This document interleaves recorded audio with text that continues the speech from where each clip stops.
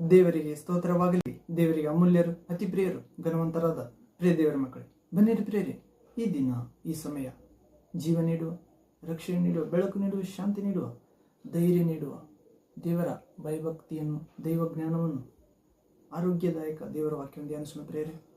ನಾವು ಇಂದಿನ ವಾಕ್ಯ ಭಾಗದಲ್ಲಿ ಧ್ಯಾನಿಸಿದೆವು ಅಬ್ರಹಾಮನ ದೇವರು. ಹೌದು ಪ್ರಿಯರೇ, ನಮ್ಮ ದೇವರು ಅಬ್ರಹಾಮ, ಇಸಾಕ, ಯಾಕೋಬ ಎಂಬ ಪೂರ್ವಜರ ದೇವರ ಪ್ರಿಯರೇ.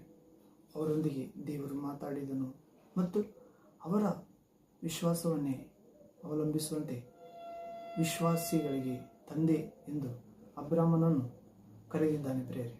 ಅಬ್ರಹಾಮ ಎಂದರೆ ಮುಂದಿನ ಎಲ್ಲ ಸಂತತಿಯವರಿಗೆ ಆಶೀರ್ವಾದದಾಯಕನು, ವಿಶ್ವಾಸಿಗಳಿಗೆ ತಂದೆ, ದೇವರಲ್ಲಿ ವಿಶ್ವಾಸವಿಡುವವರಿಗೆ ಎಲ್ಲ ಆತನೇ ಮೂಲ ಪುರುಷನಾಗಿದ್ದಾನೆ ಪ್ರಿಯರೇ. ನಮಗಿಂತ ಮೊದಲು ದೇವರಲ್ಲಿ ವಿಶ್ವಾಸ ಇಟ್ಟಾತ. ಹೌದು, ನೀತಿವಂತನೆಂದು ನಿರ್ಣಯಿಸಲ್ಪಟ್ಟಾತ. ಆ ನೀತಿ ದೇವರೊಂದಿಗೆ ಸತ್ಸಂಬಂಧ ಎಂದು ಕರೆಯಲ್ಪಟ್ಟಿದ್ದು. ಈ ಪ್ರಿಯರೇ, ಅಬ್ರಹಾಮನ ದೇವರು ಎನ್ನುವ ಅಂಶವನ್ನು ನಾವು ಎರಡನೇ ಭಾಗ ಧ್ಯಾನಿಸಿಕೊಳ್ಳೋಣ. ಇದಕ್ಕೆ ಮೊದಲು ದೇವರ ಪರಿಶುದ್ಧಾತ್ಮನ, ಸತ್ಯದ ಆತ್ಮನ, ಕ್ರಿಸ್ತಾತ್ಮನ, ಜೀವಮರಣಗಳ ಒಡೆಯನ, ಭೂಮಿಯ ಮೇಲೆ ದೇವರ ಸರ್ವಶಕ್ತಿಯ ಸಹಾಯ, ಜ್ಞಾನ, ದೇವರ ವಾಕ್ಯವನ್ನು ಆಲಿಸುವ ಒಳ್ಳೆಯ ಹೃದಯ, ಫಲವತ್ತಾದ ಭೂಮಿಯಂಥ ಹೃದಯ ದಯಪಾಲಿಸುವಂತೆ ಪ್ರಭು ಆತ್ಮ ನಮಗೆ ಸಹಾಯ ಮಾಡುವಂತೆ ಪ್ರಾರ್ಥಿಸುವಂತೆ ನನ್ನೊಂದು ಏಕೀಭವಿಸಿ ಪ್ರಾರ್ಥಿಸಿರಿ. ಪ್ರಾರ್ಥನೆ.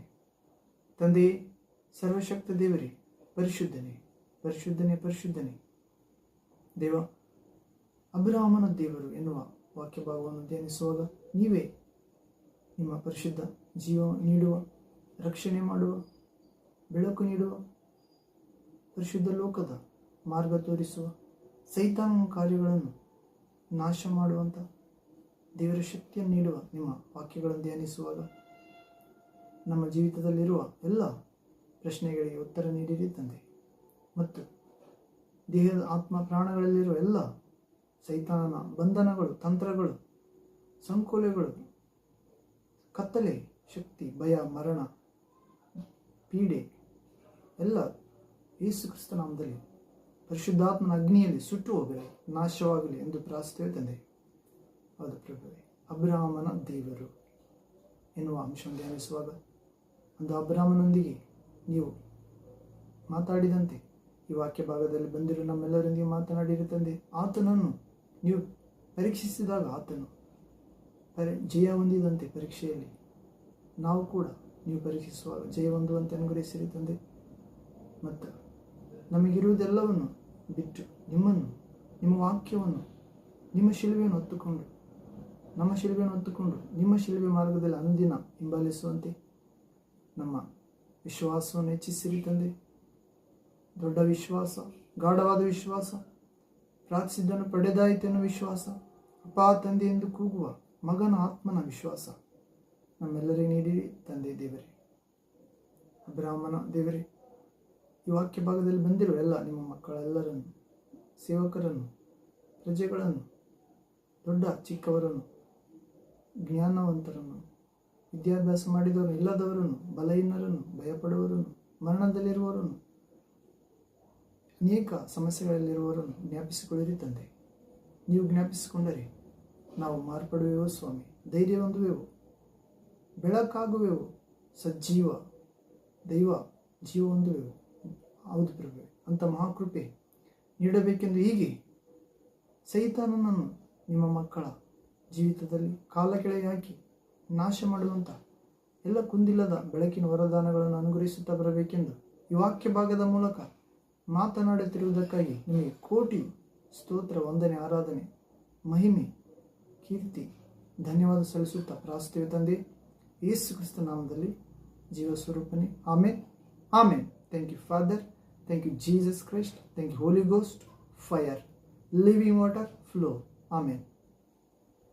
ಬನ್ನಿರಿ ಪ್ರಿಯರೇ, ಅಬ್ರಹಾಮನ ದೇವರು ಎನ್ನುವ ಅಂಶವನ್ನು ಧ್ಯಾನಿಸುವ ಮೊದಲು ಒಂದು ಚಿಕ್ಕ ಹಾಡನ್ನು ಹಾಡಿಕೊಂಡು ನಾವು ಕೇಳಿರುವ ವಾಕ್ಯ ಭಾಗವನ್ನು ಹೃದಯಪೂರ್ವಕವಾಗಿ ಅರ್ಥ ಮಾಡಿಕೊಂಡು ಸಫಲರಾಗುವಂತೆ, ಶಕ್ತಿಯುತರಾಗಿ, ಧೈರ್ಯವಾಗಿ, ಬೆಳಕಾಗಿ, ಶಾಂತಿಯಿಂದ ದೇವರ ಮಕ್ಕಳಾಗಿ ಜೀವಿಸಲು ಈ ವಾಕ್ಯ ಭಾಗ ನಮಗೆ ಸಹಾಯವಾಗುವಂತೆ ಹಾಡನ್ನು ಹಾಡಿಕೊಳ್ಳೋಣ ಪ್ರಿಯರೇ. ಹಾಡು ಇಸ್ರಾಯೇಲಿನ ಏಕ ದೇವರಾದ ಅಬ್ರಾಹ್ಮನ ದೇವರು, ಅದು ಪ್ರಿಯ ಇಸ್ರೇಲಿನ ಏಕ ರಾಜನಾಗಿರುವ ದೇವರ ಬಗ್ಗೆ ಆಡೋಣ ಪ್ರೇರಿ. ಹೌದು, ಅಬ್ರಾಮ, ಇಸಾಕ, ಯಾಕೋಬ. ಯಾಕೋಬನಿಗೆ ಇಸ್ರಾಯೇಲ್ ಎಂದು ಹೆಸರು ಬಂತು ಪ್ರೇರಿ. ಯಾಕೋಬ ಅಬ್ರಾಮನ ಮೊಮ್ಮಗ, ಇಸಾಕನ ಮಗ. ಹೌದು ಪ್ರಿಯ, ಅಬ್ರಾಮನ ಮಗ ಇಸಾಕ, ಇಸಾಕನ ಮಗ ಈ ಯಾಕೋಬ. ಅಬ್ರಾಮ್ ಎಂದರೆ ವಿಶ್ವಾಸಿಗಳಿಗೆ ತಂದೆ ಮತ್ತು ದೇವರಲ್ಲಿ ವಿಶ್ವಾಸ ಇಡುವ ಅನೇಕ ದೇವಜನರಿಗೆ ಆತನು ಆದರ್ಶ ದೇವ ಮನುಷ್ಯ. ಅದು ಪ್ರೇರಿ. ಮತ್ತು ಅಬ್ರಾಮ ಇಸಾಕ ಎಂದರೆ ನಗು, ಸಂತೋಷ ಎಂದರ್ಥ. ಅದು ಪ್ರೇರಿ. ಮತ್ತು ಇಸಾಕನಿಗೆ ಮಗ ಏಸವ, ಯಾಕೋಬ.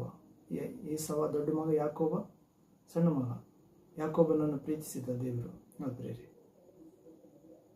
ಆತನಿಗೆ ಇಸ್ರಾಯೇಲ್ ಎಂದು ಹೆಸರಿಟ್ಟ ಪ್ರೇರಿ. ಇಸ್ರಾಯೇಲ್ ಎಂದರೆ ದೇವರೊಂದಿಗೆ ಹೋರಾಡಿ ಗೆದ್ದವನು. ಹೌದು, ಪ್ರಾರ್ಥನೆಯಲ್ಲಿ ದಿಟ್ಟಿಸಿ ನೋಡಿದಾತನು. ಹೌದು ಪ್ರೇರಿ, ದೇವರ. ಹೀಗೆ ಇಸ್ರೇಲಿನ ಏಕ ರಾಜನ ಎನ್ನುವಂಥ ಹಾಡನ್ನು ಹಾಡಲು ಪ್ರೇರಿ. ನನ್ನೊಂದು ಏಕೀಭವಿಸಿ ಹಾಡಿರಿ. ಹಾಡು. ಇಸ್ರಾಯೇಲಿನ ಏಕ ರಾಜನಾಗಿ ಬಾಳುವ ದೇವಾ, ಸತ್ಯ ಜೀವ ಮಾರ್ಗ ಯೇಸು ದೇವಾ, ಧರೆಯಲ್ಲಿ ಪ್ರೇಮದ ಹಕ್ಕಾಗಿ ಜನಿಸಿದ ದೇವಾ, ನಿತ್ಯ ಜೀವ ನೀಡುವ ದೇವಾ, ಇಸ್ರಾಯೇಲ ಏಕ ರಾಜನಾಗಿ ಬಾಳುವ ದೇವಾ, ಸತ್ಯ ಜೀವ ಮಾರ್ಗ ನೀನು ದೇವಾ, ಧರೆಯಲ್ಲಿ ಪ್ರೇಮದ ಹಕ್ಕಾಗಿ ಜನಿಸಿದ ದೇವಾ, ನಿತ್ಯ ಜೀವ ನೀಡುವ ದೇವಾ, ಅಪ್ಪ ಪಿತನೇ ದೇವನೇ, ನಿನ್ನಯ ರಾಜ್ಯವ ಕರುಣಿಸು ನೀ, ನಿನ್ನಯ ವಾಕ್ಯವು ಭೂಮಿಯಲ್ಲಿ ಎಂದೆಂದು ಚಿರಾಯುವಾಗಲಿ. ಅಪ್ಪ ಪಿತನೇ ದೇವನೇ, ನಿನ್ನಯ ರಾಜ್ಯವ ಕರುಣಿಸು, ನಿನ್ನಯ ವಾಕ್ಯವು ಭೂಮಿಯಲ್ಲಿ ಎಂದೆಂದು ಚಿರಯುತವಾಗಲಿ.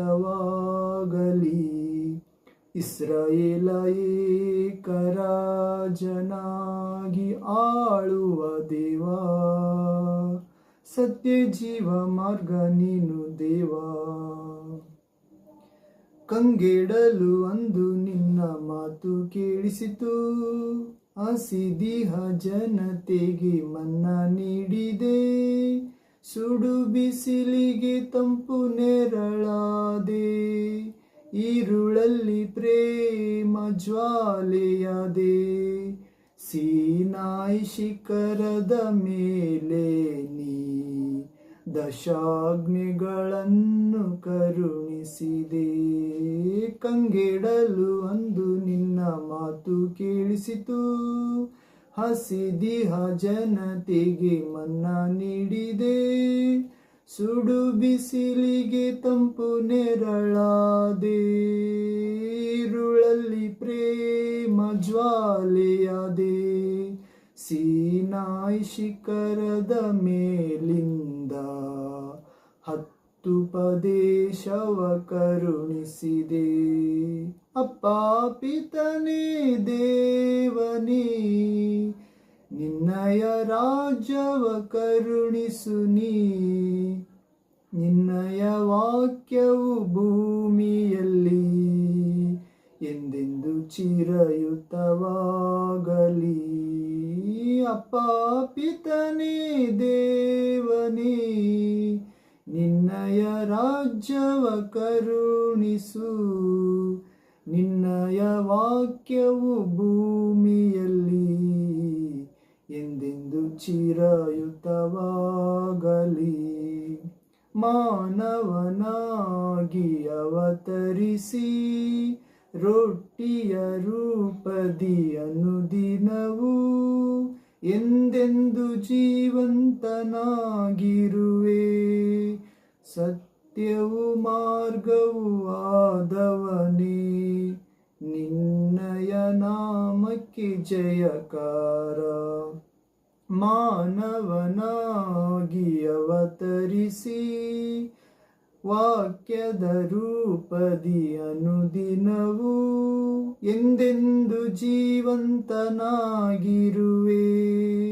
ಸತ್ಯವು ಮಾರ್ಗವು ಆದವನೇ, ನಿನ್ನಯ ನಾಮಕ್ಕೆ ಜಯಕಾರ, ನಿನ್ನಯ ನಾಮಕ್ಕೆ ಜಯಕಾರ. ಅಪ್ಪ ಪಿತನೇ ದೇವನೇ, ನಿನ್ನಯ ರಾಜ್ಯವ ಕರುಣಿಸು. ನಿನ್ನಯ ವಾಕ್ಯವು ಭೂಮಿಯಲ್ಲಿ ಎಂದೆಂದು ಚಿರಾಯುವಾಗಲಿ.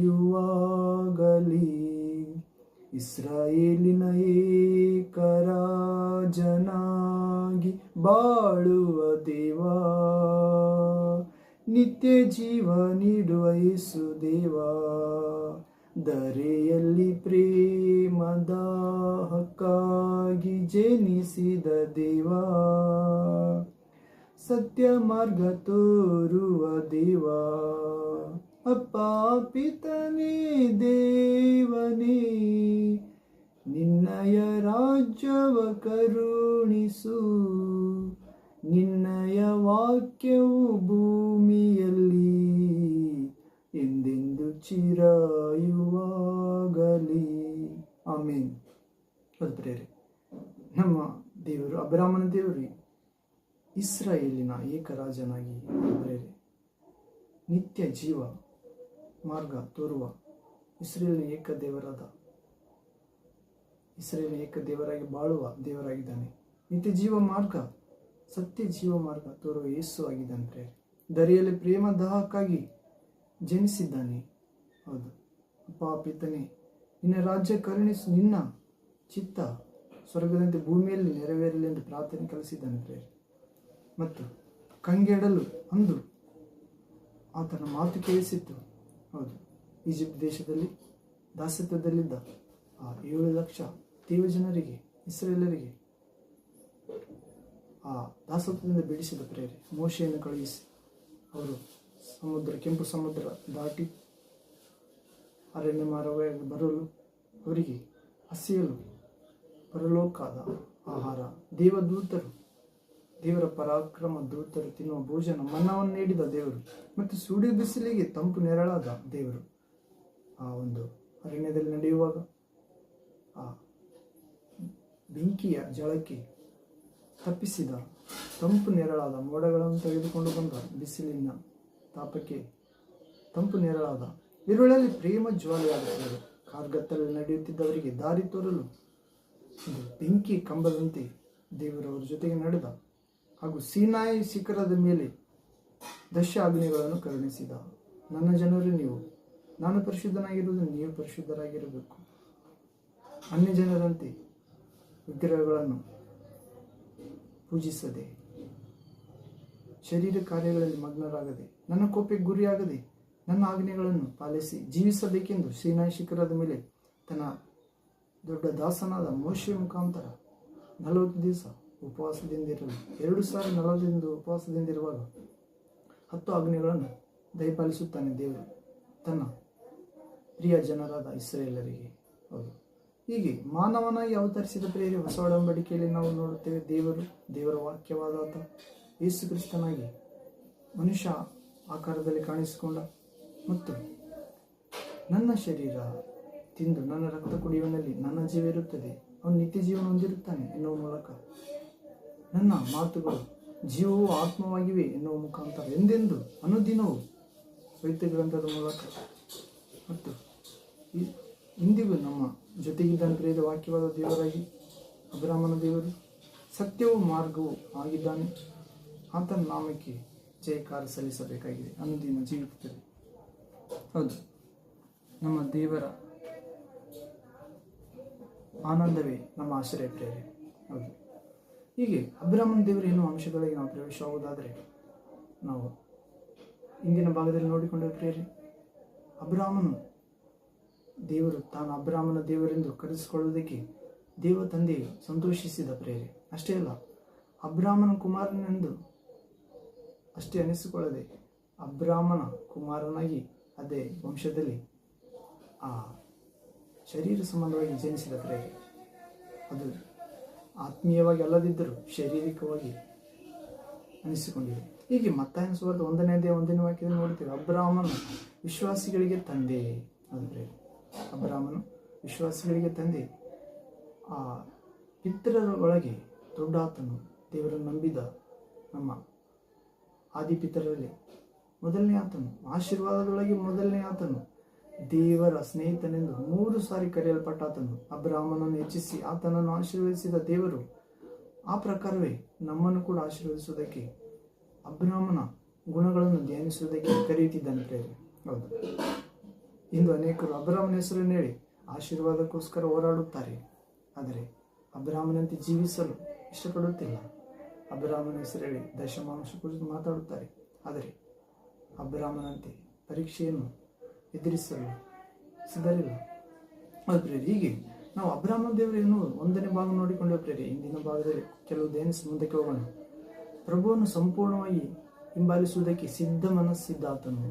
ಹೌದು, ಅಬ್ರಾಮನು ಮತ್ತು ತನ್ನ ತಂದೆ ತಾಯಿಗಳನ್ನು ಬಂಧುಗಳನ್ನು ಬಿಟ್ಟು ದೇವ ತಂದೆಯು ತೋರಿಸಿದ ದೇಶಕ್ಕೆ ಅಬ್ರಾಮನು ಹೊರಟಾಗ ಆತನಿಗೆ ವಯಸ್ಸು 75 ವರ್ಷಗಳಾಗಿದ್ದು ಪ್ರೇರೆ. ಆದಿಕಾಂಡ 12ನೇ ಅಧ್ಯಾಯ 1ನೇ ವಾಕ್ಯದಲ್ಲಿ ಓದ್ತೇವೆ. Genesis chapter 12 verse first word. ಈಗ ಎರಡನೇದಾಗಿ ಅಬ್ರಾಮನ ದೇವರು.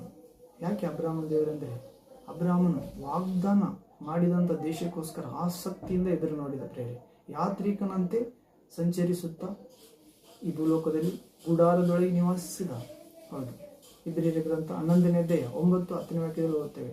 ಈಗ ಅಬ್ರಾಮನ ದೇವರು ಯಾಕೆ ಎನಿಸಿಕೊಂಡಿದ್ದಾನೆಂದರೆ, ಒಂದರೇದು ಪ್ರಭುವನ್ನು ಸಂಪೂರ್ಣವಾಗಿ ಹಿಂಬಾಲಿಸಿದ ಪ್ರೇರೆ. ಆತನ ಸ್ವರಕ್ಕೆ ದೊಡ್ಡ ಬೆಲೆ ಕೊಟ್ಟ ಮತ್ತು ವಾಗ್ದಾನ ಮಾಡಿದ ದೇಶಕ್ಕೋಸ್ಕರ ಆಸಕ್ತಿಯಿಂದ ಎದುರು ನೋಡಿದ ಯಾತ್ರಿಕನಂತೆ ಸಂಚರಿಸುತ್ತಾ ಗುಡಾರದೊಳಗೆ ವಾಸಿಸಿದ. ಎರಡನೇದು. ಮೂರನೇದಾಗಿ ದೇವರ ಯಾಜಕನಾದ ಮೆಲ್ಕಿಸೆದೇಕನಿಗೆ 10ರಲ್ಲಿ 1 ಪಾಲು ನೀಡಿದ ಪ್ರೇರೆ. ಅಂದರೆ ಇನ್ನೊಬ್ಬ ಅರಸನಿಗೆ ವಿರುದ್ಧವಾಗಿ ಹೋರಾಟ ಮಾಡಿ ಗೆದ್ದು ಬಂದದ್ದರಲ್ಲಿ, ದೋಚಿಕೊಂಡದರಲ್ಲಿ 10ರಲ್ಲಿ 1 ಪಾಲು ಕೊಟ್ಟ ಪ್ರೇರೆ.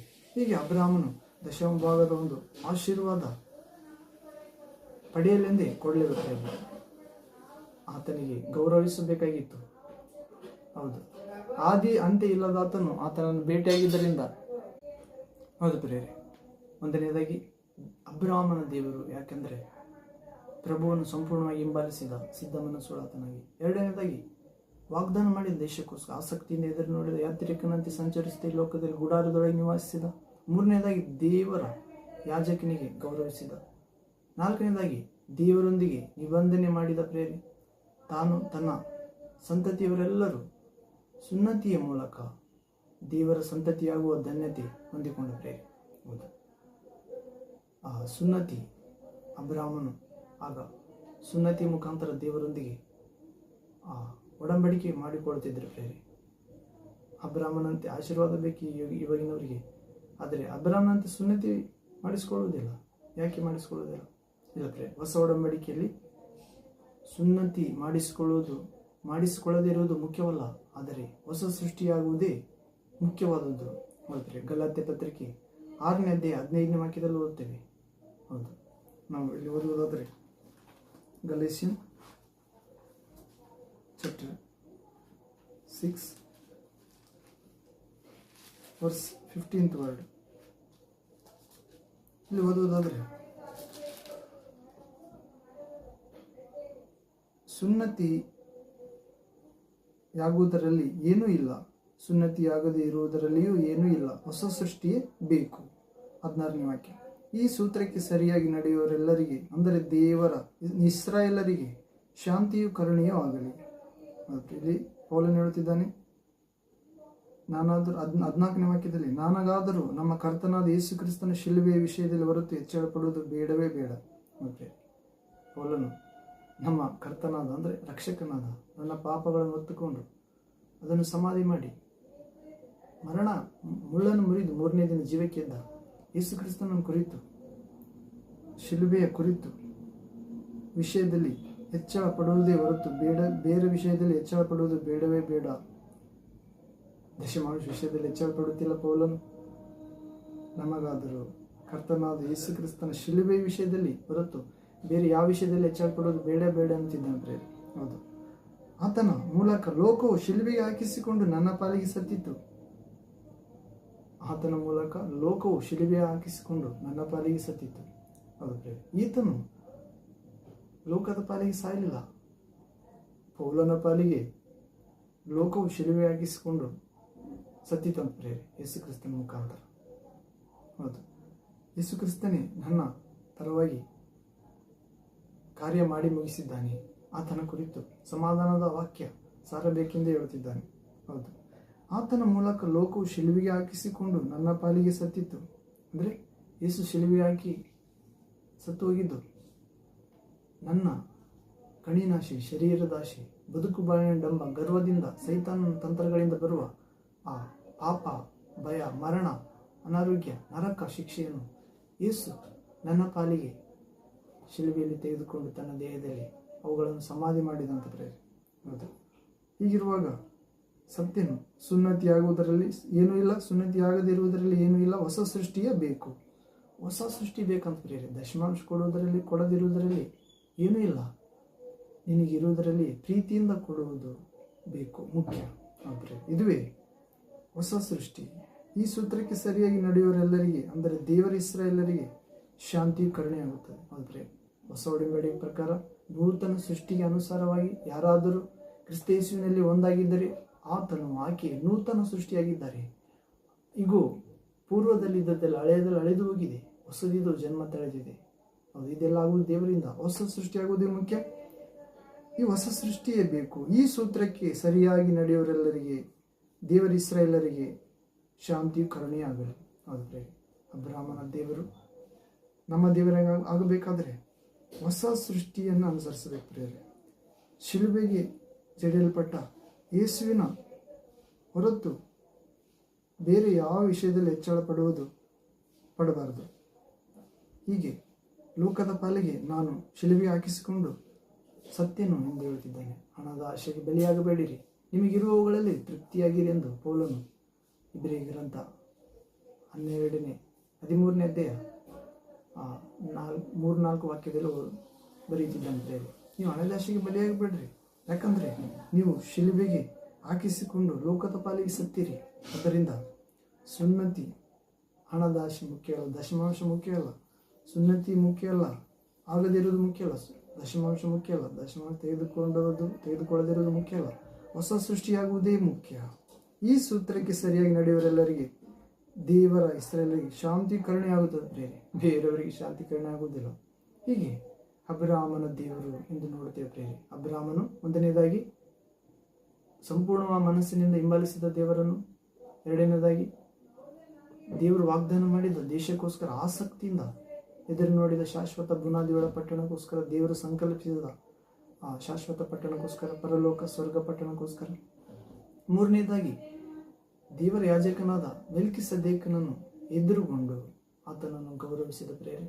ಮತ್ತು ನಾಲ್ಕನೇದಾಗಿ ದೇವರೊಂದಿಗೆ ನಿಬಂಧನೆ ಮಾಡಿ ತಾನು ತನ್ನ ಸಂತತಿಯವರೆಲ್ಲರೂ ಸುನ್ನತಿಯ ಮೂಲಕ ದೇವರ ಸಂತತಿಯಾಗುವ ಧನ್ಯತೆ ಹೊಂದಿದ. ಹೌದು, ಈಗಲಾದರೂ ನಾವು ಯೇಸು ಕ್ರಿಸ್ತನನ್ನು ವಿಶ್ವಾಸುವುದಾದರೆ, ಅಂಗೀಕರಿಸುವುದಾದರೆ ಯೇಸು ದೇವರ ಮಕ್ಕಳಾಗುವ ಅಧಿಕಾರ ಕೊಡುತ್ತಾನೆ ಹೊಸ ಒಡಂಬಡಿಕೆಯಲ್ಲಿ. ಹೌದು, ಕಾರಣ ಯೇಸು ಮೋಶೆಗಿಂತ ದೊಡ್ಡಾತನು, ಅಬ್ರಾಹ್ಮನಿಗಿಂತ ದೊಡ್ಡಾತನು. ಅಬ್ರಾಹ್ಮನ ವಂಶದಲ್ಲಿ ಜೋಸೆಫನ ಅಬ್ರಾಹ್ಮ ವಂಶಕ್ಕೆ ಸಂಬಂಧಪಟ್ಟಿದ್ದ ಪ್ರೇರೆ. ಆದರೂ ಪುರುಷ ಸಂಕಲ್ಪ ಇಲ್ಲದೆ ಕನ್ಯೆ ಮರಿಯಳ ಗರ್ಭದಲ್ಲಿ ಜೋಸೆಫನ ಸ್ಪರ್ಶ ಇಲ್ಲದೆ ದೈವಿಕವಾಗಿ, ಪರಲೋಕ ಸಂಬಂಧವಾಗಿ ಅಸಾಮಾನ್ಯವಾಗಿ ಹುಟ್ಟಿದ್ದಾನೆ ಪ್ರೇರೆ ಯೇಸು ಕ್ರಿಸ್ತ. ಹೌದು, ಆದ್ದರಿಂದ ನಾವು ಹೊಸ ಒಡಂಬಡಿಕೆ ಯೇಸುವನ್ನು ವಿಶ್ವಾಸವಾದರೆ ದೇವರ ಮಕ್ಕಳಾಗುತ್ತೇವೆ ಪ್ರೇರೆ. ಯೇಸುವನ್ನು ಪ್ರೀತಿ ಸಾತನ ಆಜ್ಞೆಗಳನ್ನು ಕೈಗೊಂಡು ನಡೆದರೆ ದೇವರ ಆತ್ಮ ದಯಪಾಲಿಸುತ್ತಾನೆ ಯೇಸು. ಆಗ ಆ ಆತ್ಮ ಅಪ್ಪ ತಂದೆ ಎಂದು ಕೂಗುವ ಮಗನ ಆತ್ಮವೇ ಆಗಿರುತ್ತದೆ. ಹೀಗೆ ನಾವು ಐದನೇದಾಗಿ ಅಬ್ರಾಹ್ಮನು ಸುಮಾರು 25 ವರ್ಷಗಳು ಎದುರು ನೋಡಿದ ನಂತರ ತನ್ನ ಕುಮಾರನಾದ ಇಸಾಕನನ್ನು ಬಲಿಯಾಗಿ ಅರ್ಪಿಸಿದ ಪ್ರೇರೆ. 25 ವರ್ಷಗಳ ನಂತರ ದೇವರು ನಿನಗೆ ಒಂದು ಮಗನನ್ನು ಕೊಡುತ್ತೇನೆ, ಆತನ ಮುಖಾಂತರ ನಿನ್ನ ಸಂತತಿಯನ್ನು ಆಕಾಶದ ನಕ್ಷತ್ರಗಳಂತೆ ಅಸಂಖ್ಯಾತವಾಗಿ ಮಾಡುತ್ತೇನೆ ಎಂದು ಹೇಳಿರುತ್ತಾನೆ. 75 ವರ್ಷದಲ್ಲಿ 100 ವರ್ಷ ಸಮೀಪಿಸಿದಾಗ ಆತನಿಗೆ ಒಂದು ಮಗು ಕೊಡುತ್ತಾನೆ ಪ್ರೇರ ದೇವರು. ಆತನಿಗೆ ಇಸಾಕ್ ಎಂದು ಇಡುತ್ತಾನೆ. ಸಂತೋಷ ಸಂಭ್ರಮ ಆಚರಿಸುತ್ತಿರುವಾಗ ದೇವರು ಆತನಿಗೆ ಕೇಳುತ್ತಾನೆ, ಅಬ್ರಾಮನೇ, ನಿನ್ನ ಮಗನನ್ನು ಬಲಿಯಾಗಿ ನನಗೆ ಅರ್ಪಿಸಬೇಕು ಮೋರಿಯ ಬೆಟ್ಟದ ಮೇಲೆ ಎಂದು ಹೇಳಿದಾಗ ಆತನ ಕುಮಾರ ಇಸಾಕನನ್ನು ಅಬ್ರಾಮನು ಬಲಿಯಾಗಿ ಅರ್ಪಿಸುವುದಕ್ಕೆ ಆತನು ವಾದ ಮಾಡಲಿಲ್ಲ, ಹಿಂಜರಿಯಲಿಲ್ಲ, ಗುಣಗುಟ್ಟುಗಳಲ್ಲಿಲ್ಲ. ದೇವರೇ 75 ವರ್ಷದಲ್ಲಿ ಹೇಳಿ 25 ವರ್ಷದ ನಂತರ ಕೊಟ್ಟು ಮತ್ತೆ ಬಲಿ ಕೊಡು ನನಗೆ ಎಂದು ಹೇಳುತ್ತಿದ್ದಾಳೆ ನನ್ನ ಮಗನ. ನೀನು ದೇವರ ಎಂದು ಪ್ರಶ್ನಿಸಲಿಲ್ಲ. ವಿಶ್ವಾಸ ಇತ್ತು ಅಬ್ರಾಮನಿಗೆ, ಈತನೇ ಸರ್ವಶಕ್ತನಾದ ದೇವರು. ಹೌದು, ಸತ್ತವರನ್ನು ಬದುಕಿಸುವಾತನು, ಇಲ್ಲದ್ದನ್ನು ಇರುವುದಾಗಿ ಕರೆಯುವಾತನು, ಆತನಲ್ಲಿ ವಿಶ್ವಾಸ ಇಡುವವರಿಗೆ ಪ್ರತಿಫಲ ಕೊಡುವಾತನು. ಹೌದು ಪ್ರೇರೆ, ದೇವರನ್ನು ನಂಬುವವನು ದೇವರ ಬಳಿಗೆ ಬರುತ್ತಾನೆ. ಹಾಗೆ ದೇವರ ಬಳಿಗೆ ಬರುವವರಿಗೆ ದೇವರು ತಕ್ಕ ಪ್ರತಿಫಲ ಕೊಡುತ್ತಾನೆ ಎಂದು ನಂಬಿದ್ದ ಅಬ್ರಾಮನು. ಹೀಗಿರುವಾಗ ಗುಣಗುಟ್ಟಲಾರದೆ ತನ್ನ ಸ್ವಂತ ಆಲೋಚನೆಗೆ ಸ್ಥಳ ಕೊಡಲಿಲ್ಲ ಅಬ್ರಾಮ. ತನ್ನ ಹೆಂಡತಿಗೂ ಕೂಡ ತಿಳಿಯಪಡಿಸಲಿಲ್ಲ. ದೇವರು ನಮ್ಮ ಮಗನನ್ನು ಬಲಿಯಾಗಿ ಕೇಳುತ್ತಿದ್ದಾನೆ, ಈಗ ಹೋಗುತ್ತಿದ್ದೇನೆ ಮೋರಿಯ ಪ್ರಾಂತ್ಯದ ಬೆಟ್ಟಕ್ಕೆ ಮಗನನ್ನು ಬಲಿ ಅರ್ಪಿಸಲು, ಸಾಯಿಸಲು ಎಂದು ಹೇಳಲಿಲ್ಲ. ಆದರೆ ಮಗನನ್ನು ಪುನಃ ಕರೆದುಕೊಂಡು ಬರುತ್ತೇನೆ, ಸತ್ರು ಕೂಡ ಬದುಕಿಸುತ್ತಾನೆ ದೇವರು. ಯಾಕಂದರೆ ದೇವರು ಮಾತು ಕೊಟ್ಟಿದ್ದಾನೆ, ಆಕಾಶದ ನಕ್ಷತ್ರಗಳನ್ನು ನೋಡು, ಅಷ್ಟು ಅಸಂಖ್ಯಾತವಾಗಿ ನಿನ್ನ ಸಂತಾನವನ್ನು, ಪಾರಂಪರ್ಯವನ್ನು, ಕುಲವನ್ನು ಹೆಚ್ಚಿಸುತ್ತೇನೆ, ನಿನ್ನ ಮಕ್ಕಳು ಮೊಮ್ಮಕ್ಕಳನ್ನು ಎಂದು ಹೇಳಿರ್ತಾನೆ. ಈತನನ್ನು ಬಲಿ ತೆಗೆದುಕೊಂಡರೆ ಹೇಗೆ ಹೆಚ್ಚಿಸುತ್ತಾನೆ, ದೇವರು ಏನೋ ಉದ್ದೇಶವಿಟ್ಟಿದ್ದಾನೆ ಎಂದೇ ಗುರುತಿಸಿ ಹೋದ ಪ್ರೇರೆ. ಹೌದು, ಹೀಗೆ ಎಲ್ಲಕ್ಕಿಂತ ಹೆಚ್ಚಾಗಿ ಪ್ರಭುವಿನ ಮಾತಿನ ಪ್ರಕಾರವೇ ಆತನ ವಿಧೇಯನಾದ. ಹೌದು, ವಿಶ್ವಾಸಿಗಳಿಗೆ ತಂದೆ. ನಮ್ಮ ವಿಶ್ವಾಸಕ್ಕೆ ಎಷ್ಟೋ ಶ್ರೇಷ್ಠ ಆದರ್ಶ ದೇವ ಪ್ರಧಾನ ಮನುಷ್ಯನಾಗಿದ್ದಂತೆ ದೇವಮಾನವ. ಹೌದು, ಅಬ್ರಾಮ ವಿಶ್ವಾಸಿಗಳಿಗೆ ತಂದೆ. ಹೀಗೆ ನಾವು ಇಬ್ರಿಯರ ಗ್ರಂಥ 11ನೇ ವಾಕ್ಯದಲ್ಲಿ ಕೂಡ ಓದುತ್ತೇವೆ ಪ್ರೇರೆ. ಏನಂದರೆ ಇಬ್ರಿಯಸ್ ಲೆಟರ್ ಚಾಪ್ಟರ್ 11 ವರ್ಸ್ 12 ವರ್ಡ್. ಆದ್ದರಿಂದ ಮೃತರೊಳಗಿಂದ ತನ್ನ ಒಬ್ಬ ಮಗನನ್ನು ಮತ್ತೆ ಪುನರ್ಜೀವಂತವಾಗಿ ಪಡೆದುಕೊಂಡ ಪ್ರೇರೆ, ಆಕಾಶ ನಕ್ಷತ್ರಗಳಂತೆ ತನ್ನ ಸಂತಾನಕ್ಕೆ ಪಾತ್ರನಾದ. ನಾವು ಇಬ್ರಿಯರ ಗ್ರಂಥ 11ನೇ ಅಧ್ಯಾಯ 12ನೇ ವಾಕ್ಯದಲ್ಲಿ ಓದ್ತೇವೆ. ಇಬ್ರಿಯಸ್ ಚಾಪ್ಟರ್ 11 ವರ್ಸ್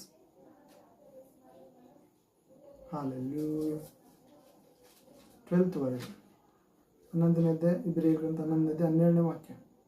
ಇಲ್ಲಿ ಓದುವುದಾದರೆ, ಆದುದರಿಂದ ಮೃತಪ್ರಾಯನಾಗಿದ್ದ ಒಬ್ಬನಿಂದ ಆಕಾಶದ ನಕ್ಷತ್ರಗಳಂತೆಯೂ ಸಮುದ್ರ ತೀರದಲ್ಲಿರುವ ಉಸುವಿನಂತೆಯೂ ಅಸಂಖ್ಯವಾಗಿ ಮಕ್ಕಳು ಹುಟ್ಟಿದರು.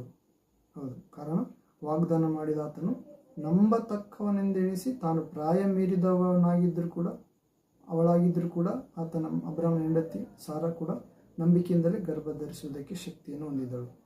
ಹೌದು, ಈಗ ಇಬ್ಬರು ನಂಬಿಕೆಯಿಂದ ತುಂಬಿದ್ದರು ಪ್ರೇರೆ. ಸಾರಾಳು ಕೂಡ ವಿಶ್ವಾಸಿಗಳಿಗೆ ತಾಯಿ ಎನಿಸಿಕೊಳ್ತಾಳೆ.